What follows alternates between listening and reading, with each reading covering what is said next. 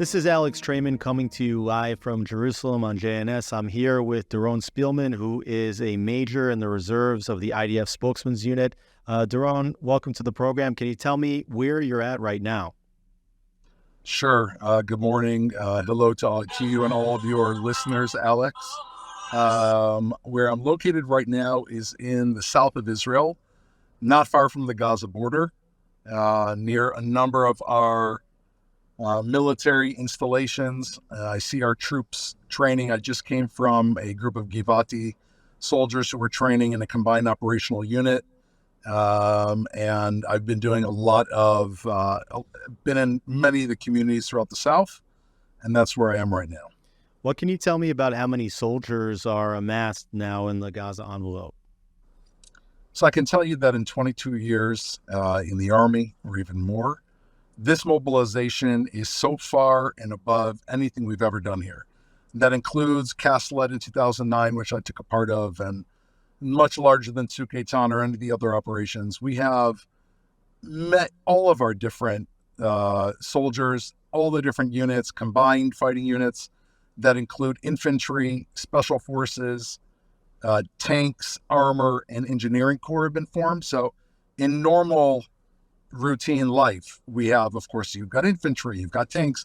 When it comes to war, which is what we're in now, those units combine into smaller strike force units that are imagine a smaller unit that have all the capabilities of all the larger units combined into one. And that's who is galvanized here on the border. It's, you drive down here, you can't even get into the bases. There's the volunteer level, and the level of recruitment is so high that people are just streaming into bases from everywhere. It's, the motivation is incredible. You see a lot of women soldiers. We just came from a drill where all the Humvee drivers were women. Our units are practicing in urban warfare in mock urban cities in the south that replicate Gaza. It's a massive mobilization that involves people from every corner of the country. So you're saying that there's a lot of training taking place as we speak, last minute training, and is there any indication of whether a ground incursion is imminent and how soon that could be? Well, I can tell you this, without going into operational details, and certainly that decision will be made by the upper echelons, the political and military echelons, that we are ready, as the chief of staff and as the spokesman Hagari said today, we are ready for any scenario, whether it be by land, by sea, and by air. And what you see when you come down here with this massive mobilization is that the IDF is ready. We're ready in the south. Our troops are well trained. They've gotten themselves up and running in a very short period of time. I was just with a British journalist from one of the top networks and another American journalist, and they were saying, like, in their own countries, it would take, if they had a mass terror attack inflicted against them, it would take them months to get rolling. But here Israel is, with all the pain and the suffering and, the personal family of everyone knowing everybody, we've managed to put that pain in its place to deal with later. And the whole country is mobilized and ready here. And that's what I'm seeing down here. The motivation is incredibly high. Well. Can you tell me about some of the logistical issues? We've heard from a lot of soldiers that got called up saying that they need equipment, whether bulletproof vests or other things. Are all the logistical issues getting worked out? Or all the soldiers getting the equipment that they need? They are. From what I'm saying and also from what I'm hearing and a lot of conversations with soldiers, our soldiers are getting the equipment they need. They have guns, they have bulletproof vests, they have helmets. It may not be the newest and latest and most up to date, but we just heard today that another, I think, 15,000 bulletproof vests were handed out to soldiers. Again, nobody expected 8 days ago that we were going to be launching a full-scale war. And in Israel, the way it works, in such a small country, is the mobilization is massive, compared to the size of our country. 300,000 plus people in a country of 10 million is a phenomenal amount of people, especially when you take out the old and the very young. And it'll just take time for, I think, that equipment to be upgraded. There's no one out here that I've seen that does not have the basic equipment. It's just a matter of time until the newer editions of the equipment arrived and they're handed out. I will say this, one soldier I spoke to, and his gun wasn't the newest gun and his vest wasn't the newest vest, but he dropped everything he was doing in Jerusalem, suited up. He arrived down south. They went immediately to the communities. Now they're preparing. If there's going to be a ground offensive, they'll be some of the first to go in. And he wished he had maybe a better gun, but his motivation is through the roof. And I think there's an understanding it will just take time for these things to arrive. So massive forces are on the southern border. Are there also forces amassed on the northern border? Yes. So as we know, whoever's been reading the reports, the northern border, we sent a very clear message to Hezbollah and all of the military and terrorist and other forces in our region, including anywhere in the Middle East, saying, stay out of this. We have no interest in opening up another front. We're focused on Gaza. Our goal is to eliminate Hamas completely, all of their leadership, anyone involved in this, and all their capabilities. But we have seen a number of mortar attacks, anti-tank attacks, including today, which struck our forces. We've returned to the line of fire. We've hit a number of installations in Lebanon that were, claimed by Hezbollah. And the northern border, we're keeping a very close eye on it. Our forces are totally allayed on the northern border. Israel right now is ready in the southern border with Gaza, the northern border with Lebanon and Syria, and in Judea, Samaria. We are now standing in all of our areas, and our operations are up and running. There were reports that there have been as many as 6,000 targeted bombings inside the Gaza Strip. Also, the IDF had issued a warning for residents of the Gaza Strip to move south. Is there anything you can tell me about what the IDF has hit so far, and also whether there are indications that Gazans are heeding the warning to move south? So, yes. So first of all, Gazans, we have reports, hundreds of thousands of Gazans have left their homes. No one in Gaza City is unaware that they need to leave. We've dropped flyers. We have used every single technological platform necessary. Everyone in Gaza knows they need to leave. Hundreds of thousands of them have left. Hamas is at gunpoint holding many of them back from leaving, which of course is a war crime. Hamas has committed war crimes. They engaged in the innocent slaughter of innocents in Israel, which we've all seen the pictures, which are, I think, something that will, take months, if ever, to be able to even really comprehend the massivity of the attack. They've violated international law. And now they're violating international law again by preventing their own civilians from going out with the evacuation that we have set up for them. So many are leaving, but Hamas is holding at gunpoint many others. There's a phone call that the IDF released today, one of our commanders speaking in Arabic to somebody in Gaza City who's simply explaining Hamas will not let him leave his home. So there's a big movement, but once again, Hamas, the terror regime, using their civilians as propaganda. Are there efforts underway to create a humanitarian corridor between Gaza and Egypt to give residents of Gaza a place to escape?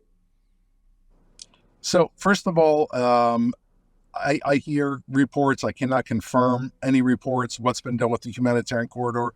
What I can tell you is that we're very aware all of our targets, every single one of our targets is a military target.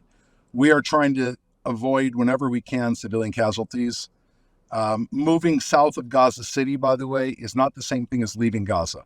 We haven't told anyone to leave Gaza. We've said leave Gaza City and head south of Wadi Gaza, which is around a 20-minute drive, 20 to 25-minute drive, which everybody in Gaza knows where it is. Hundreds of thousands have already moved that far, and it's a very reasonable request.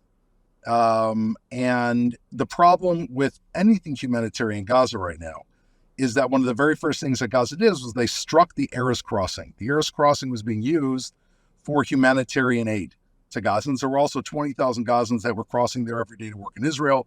Gazans that had serious medical issues were crossing into Israel to have special surgeries. One of the first things Hamas did was to take out the IDF unit that was watching over that crossing, and they bombed the crossing itself. So as we can see, we're doing whatever we can as much as the international community from a humanitarian basis. And Hamas is doing every single thing they can to prevent humanitarian aid from reaching the people it needs to reach. Why is Israel doing that, right? This is a war. Well, we have a moral code. We are at war, and we've said very, very clearly our operational goal is to destroy Hamas at whatever cost. Every single member of Hamas, the Nukba force, is a dead man walking. The head of Hamas, the Sinwar, who is really known as the butcher of Khan Yunis. He was known for butchering his own people. Anybody who we thought was a collaborator engaged in butchery. They say that Al-Qaeda never did anything as bad as him. He also killed 2 Israelis. He sat in Israeli jails for more than 20 years. He leads this force. They are all have a target on them. But for us, even while we are moving forward with this objective, all of our targets are military objectives, and we have a moral code, which says that if you can avoid civilian casualties and hit your target, you need to do so. And I think there's probably no finer example of this, Alex, in the world than the IDF. Even today, when we are going to destroy Hamas, we're still going to do our best. You have to imagine the operational loss, the operational hit that we are taking by giving advance notice to Gazans to leave Gaza City. You and I both know, as do I'm sure all of your viewers, that there are going to be not a few Hamas terrorists that are going to dress up as civilians and leave with them. But for us, getting civilians out of the way is a priority. Speaking of civilians, there's reported to be at least 150 Israeli civilians taken hostage inside the Gaza Strip. Is there any indication as to where they could be located? And is one of the major objectives of any IDF operation to get back as many hostages as possible? Well, I can tell you, of course, everybody wants the hostages to come home. It's being dealt with by the highest levels right now in the government and the army, and I don't have any more comment on that issue. What I can say is what we have to understand, once again, going back to the act that Hamas carried out 8 days ago, I think we can't ignore it. It's still been such a short period of time that, I just saw the recent video, and I'm sure people have as well, of Hamas captured a 9-month-old baby. I mean, Hamas really there's nothing they won't do in order to try to kill Jews and the people in the state of Israel. They've, made announcements warning Jews all over the world. And that's why, every civilian, we're here, the IDF, Israel Defense Forces, we defend Israeli civilians. Hamas uses their civilians to defend themselves, right? They put their civilians first, which is also, again, against international law. But they really look at their civilians only as a propaganda piece. How can I have this person be killed so that I can then turn to the world and say, look at these poor dead civilians? That is how Hamas works.